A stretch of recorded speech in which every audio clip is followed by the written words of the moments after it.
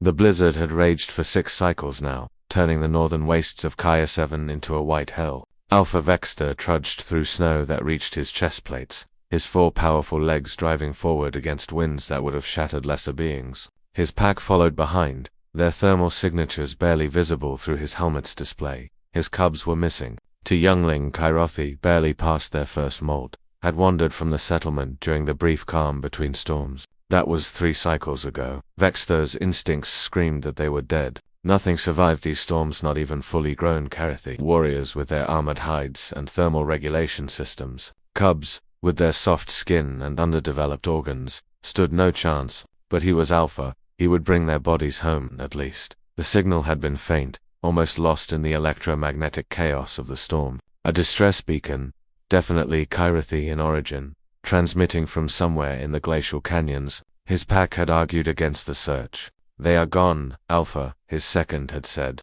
We honor them by surviving, but Vexter had snarled them into submission and led them into the frozen death trap. Anyway, the beacon grew stronger as they descended into a ravine, sheltered from the worst of the wind. Ice formations towered around them like the bones of dead gods, and there a cave mouth, barely visible, half buried in snow. Vexter pushed forward, his combat claws extended. If scavengers had found his cubs, they would learn why the Kairothi ruled this world. The cave was deep, twisting downward into the mountain's heart. The temperature readings in his helmet showed it growing warmer, impossibly warm. He rounded a final corner and stopped. Light. FIRELIGHT.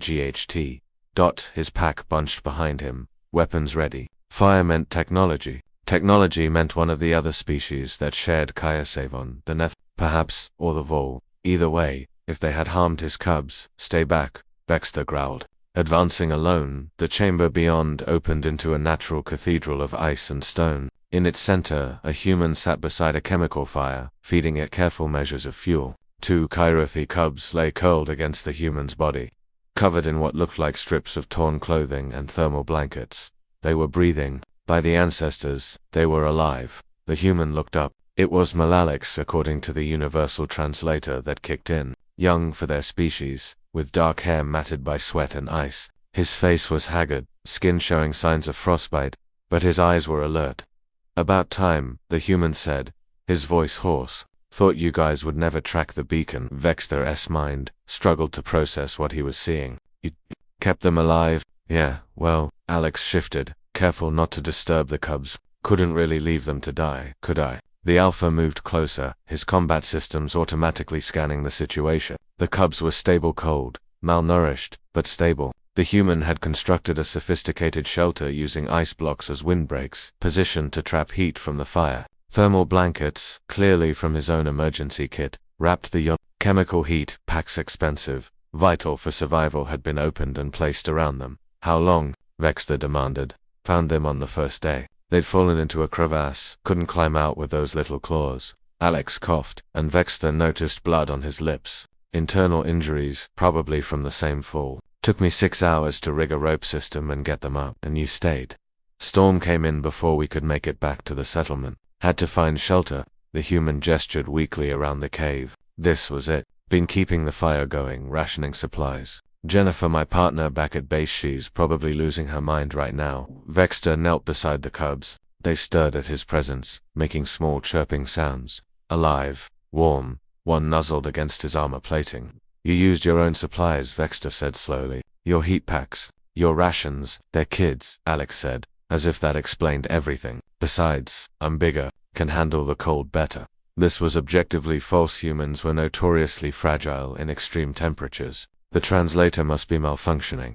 But then Vexter looked closer. The human wore only a thin thermal layer. The outer suit had been cut into strips to insulate the cubs. His boots showed signs of improvised repair. The chemical fire was burning fuel at the minimum rate necessary for survival, stretched far beyond its intended duration through careful rationing. You should be dead, Vexter said. Alex laughed weakly. Yeah, probably. Got close a few times. Second night was bad. Fire almost went out. Had to burn my backup battery pack to restart it. He nodded toward a melted piece of technology near the cave wall. Jennifer's gonna kill me for that. Those things cost a fortune. The second pushed into the chamber, saw the scene, and froze. Alpha, the human, saved them, Vexter finished. He turned back to Alex. Why? The human looked confused. Why what? Why risk your life? They are not your species, not your pack. You owe us nothing. The Kyrathi had barely tolerated human presence on Kairos, even treating them as weak creatures suitable only for technical work. Alex was quiet for a moment, staring into the fire. Back on Earth, we have this saying, it takes a village to raise a child. Means everyone's responsible for kids, not just their parents. When I saw them, these little guys, scared and freezing, he trailed off. I couldn't walk away. Vexter felt something shift in his understanding. The Kyrathi prided themselves on strength, on survival of the fittest. The weak were left behind so the strong could endure. It was practical. It was logical that it was not what this fragile human had done. You will come with us, Vexter declared. Our healers will tend your injuries. The cubs first, Alex insisted, already working to transfer them to the Alpha's care. His hands shook with hypothermia, but his movements were gentle. As Vexter's pack carefully loaded the younglings onto thermal sleds, the Alpha studied the human.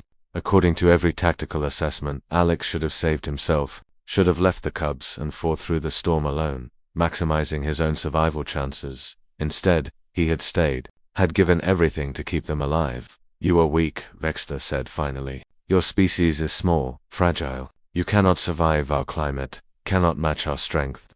Alex managed a tired smile. Yeah, we've heard that before. But, the Alpha continued, placing a massive clawed hand on the human's shoulder with surprising gentleness. Perhaps we have been measuring strength incorrectly. As they emerged from the cave into the dying storm, Vexter activated his communicator. This is Alpha Vexter. I am declaring formal pact bond with the human Alex. Under ancient rite, he has saved Kyrathi young at cost to himself. He is packed.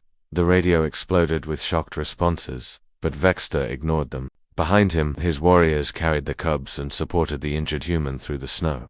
When they reached the settlement, a human female Jennifer burst from the human quarters and threw herself at Alex with incoherent shouts of relief and fury. Vexter watched as they clung to each other, and understood something fundamental about these strange, weak creatures. They survived not in spite of their fragility, but because of what they chose to do with it. The cubs would remember, and so would the Kyrathi. Humanity had shown them a different kind of strength, the kind that sheltered the helpless, that gave everything for those who could not fight, that measured worth not in claws and armor but in the choice to protect. Alpha Vexter looked at his pack, and saw them watching the humans with new eyes. Perhaps, he thought, there was more to strength than survival alone. The end.